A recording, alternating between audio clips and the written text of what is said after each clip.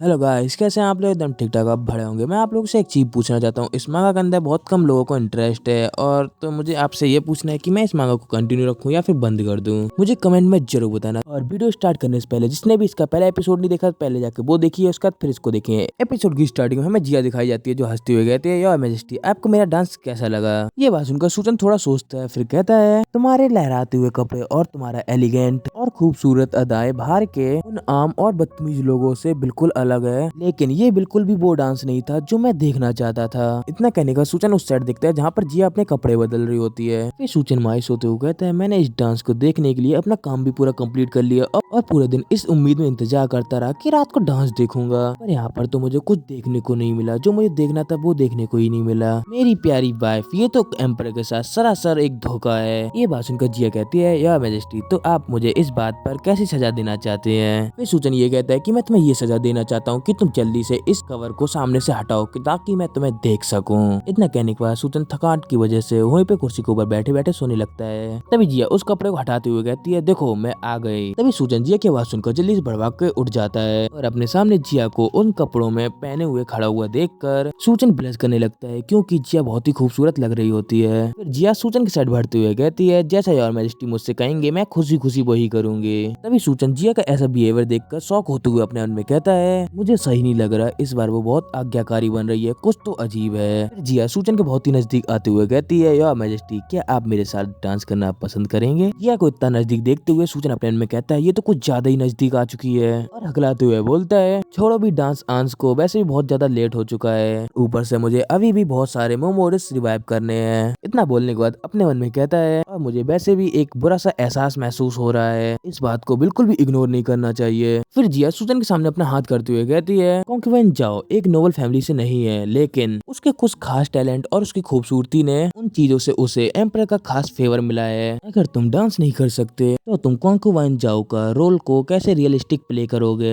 ये बात सुनकर सूजन अपना हाथ दे देता है जिया के हाथ में। ये देखकर जिया कहती है, बहुत अच्छे, और अपने साइड खींचते हुए कहती है, चलो मैं तुम्हें आज सिखाती हूँ कि डांस कैसे करते हैं। इतना कहकर सूजन के बहुत ही करीब आकर उसके कमर पे हाथ रखते हुए डांस करते हुए कहती है, अब से जब भी तुम खुद को कॉन्क्यूवेंट जाओ के रूप में बदला करोगे तो तुम्हें कॉन्क्यूवेंट जियान के साथ बहन जैसा रिश्ता बनाना होगा, और जब तुम लीडर रहोगे तब कुछ भी कर सकते हो, पर हरम में अपनी जगह बनाने के लिए अलायंस बनाना बहुत जरूरी है, खासकर जाओ जैसी प्यारी कॉन्क्यूवेंट के लिए जिसका कोई भी स्ट्रॉन्ग बैकग्राउंड नहीं है। तभी सूचन जिया के कान में कहता है, क्या मेरी प्यारी वाइफ ऐसे वक्त पर सीरियस बातें करना चाहती है? इतना कहने के बाद सूचन अपने मन में कहता है, ये औरत बहुत ही स्ट्रॉन्ग और डेंजरस है, मुझे लगता है आज जो भी कुछ हुआ वो सब इसी ने प्लान किया था। अगर कॉन्क्यूवेंट जियान बेवकूफ नहीं होगी तो उसे मालूम चल गया हो कि कॉन्क्यूवेंट जाओ को हल्के में नहीं लेना। फिर जिया कहती है, ठीक है आज के लिए काफी है, मैं आज तुम्हें छोड़ देती हूँ, लेकिन अगली बार इतना आसान नहीं होने वाला, बल्कि अगली बार मैं डांस योर मैजेस्टी को सिखाऊंगी। तभी सूजन पीछे जाकर हट जाता है और कहता है, आखिरकार तुम मुझे मार ही क्यों नहीं देती? चाहे मैं 1.5 साल ही प्रैक्टिस क्यों ना कर लूं, फिर भी मैं अपनी प्यारी कॉन्क्यूवेंट के लेवल तक नहीं पहुंच सकता।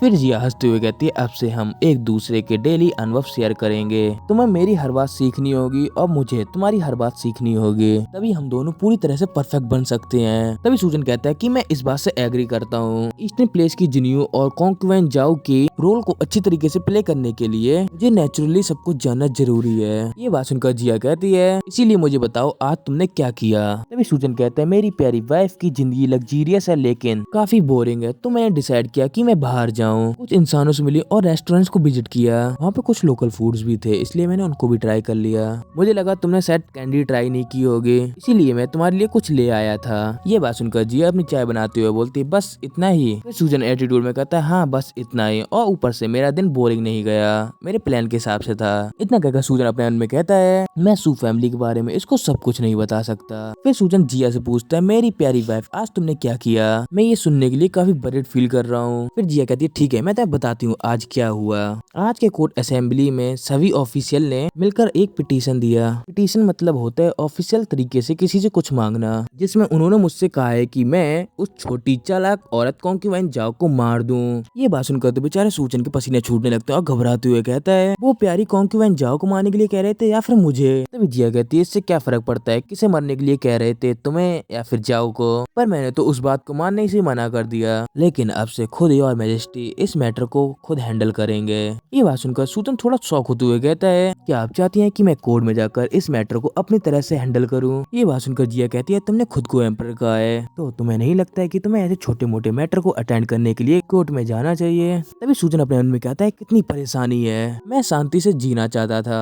फिर जिया से कहता है एक आम आदमी के रूप में अगर मुझे कोर्ट में एम्पर जैसे बिहेव करते हुए पकड़ा गया तो मैं तो मार ही दिया जाऊंगा। तभी जिया कहती है चिंता मत करो योर मैजेस्टी, मैं तुम्हें अच्छी तरीके से ट्रेन कर दूंगी ताकि तुम्हें कोई पहचान ना सके। तुम्हें कोई बात की दिक्कत तो नहीं है? ठीक है, अब मैं जाकर पढ़ाई और आराम कर सकती हूँ। मैजेस्टी आपको सबसे पहले मेमोरियल्स रिवाइव करने होंगे। उसके बाद अगले सीन में दिखाया जाता है कि सुबह हो चुकी होती है और अपना सूजन उठ गया होता है और कहता है वो लड़की जिया कहाँ चली गई। तभी उसे अपने बेड के बगल में एक कागज मिलता है जिसके ऊपर लिखा होता है मैं कोर्ट जा रही हूँ, प्यारी जाओ की जिम्मेदारी मत भूलना। कम से कम उसने थोड़ी सोच समझ तो दिखाई कि मुझे कोर्ट अटेंड करने पे फोर्स नहीं किया। इतना कहने के बाद सूजन थोड़ी देर बाद जाओ के रूप में आ जाता है और रूम से बाहर जाते हुए अपने मन में कहता है मुझे सभी ऑफिशियल मार देना चाहते हैं और अगर जिन्यू इनके प्रेशर को बर्दाश्त नहीं कर पाती तो सब कुछ खत्म हो जाएगा, इसीलिए मुझे बहुत ही केयरफुल रहना होगा और जैसे ही मुझे कोई प्रॉब्लम हुई या फिर कोई दिक्कत हुई तो मैं वहाँ से भाग जाऊंगा।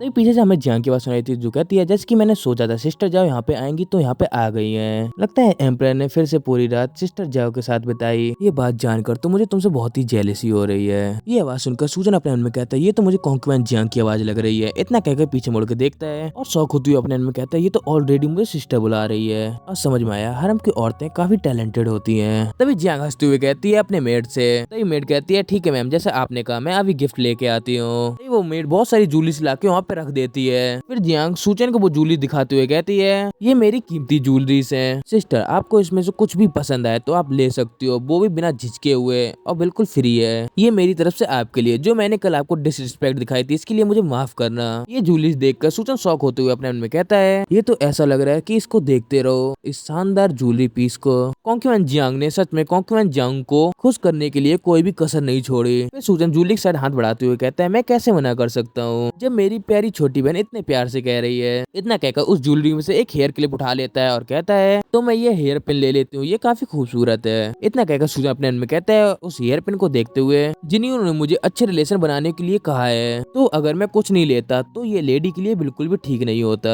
तभी जियांग कहती है क्योंकि एल्डर सिस्टर को ये पसंद आई है मैं ये हेयर पिन तुम्हें एक गिफ्ट के रूप में देती हूँ जो मैंने तुमसे बदतमीजी की थी उसके लिए। तभी सूजन वहाँ से जल्दी में जाते हुए कहता है मैं लिटिल सिस्टर की ये काइंडनेस याद रखूंगी और अगर फ्यूचर में लिटिल सिस्टर को कोई प्रॉब्लम आए तो प्लीज तुम मुझे तुरंत ही बता देना। अगर तुम्हारा सिर्फ इतना ही था तो ठीक है मैं अब चलती हूँ, मुझे कुछ काम है, फिर मिलेंगे। इतना कहकर सूजन उस साइड से मुड़ जाता है जाने के लिए। तभी जियांग पीछे से चिल्लाते हुए कहती है हाथ हिलाते हुए ओके सिस्टर, आपके पास अगर किसी और दिन वक्त हो तो मैं चाहती हूँ कि मैं तुम्हें अपने चैम्बर में बुलाऊं, वो भी एक लंबी रात के लिए जहाँ सिर्फ हम ही दोनों हो और आपस में बात कर सके। ये बात सुनकर तो सूजन अपना अजीब सा चेहरा बनाते हुए बोलता है साला मैं किस मुसीबत में फंस गया। उसके बाद जियांग को देखते हैं जिसका रिएक्शन बदल कर एकदम खतरनाक हो गया होता है और अपने मन में कहती है कॉन्क्वेंट जियांग तुम्हारी किसी ने तारीफ क्या कर दी, तुम इतनी तारीफ में खो गई हो कि तुम अपनी जगह ही भूल गई और तुम्हारे अंदर इतनी हिम्मत आ गई है गिफ्ट लेने की तो छोड़ो तुम खुद को हमारी एल्डर सिस्टर भी कह रही हो। तभी मेड बोलती है योर हाइनेस ये गोल्डन हेयर पिन जो कॉन्क्वेंट जाओ ने लिया है वो सच में एक यूनिक ट्रेजर है, क्या आप सच में इतनी आसानी से उस कॉन्क्वेंट जाओ को वो दे रही हो। ये बात सुनकर जियांग कह रही है हाँ मैं उसे दे रही हूँ और मुझे इतनी आसानी से कोई एक्सप्लोर नहीं कर सकता। देखते हैं आगे क्या होता है। और इसी के साथ ये एपिसोड होता है खत्म। और गाइस जिसको भी ये वीडियो पसंद आई लाइक सब्सक्राइब जरूर कर देना, हो सके तो एक प्यारा सा कमेंट भी कर देना और मिलते हैं अगली वीडियो में।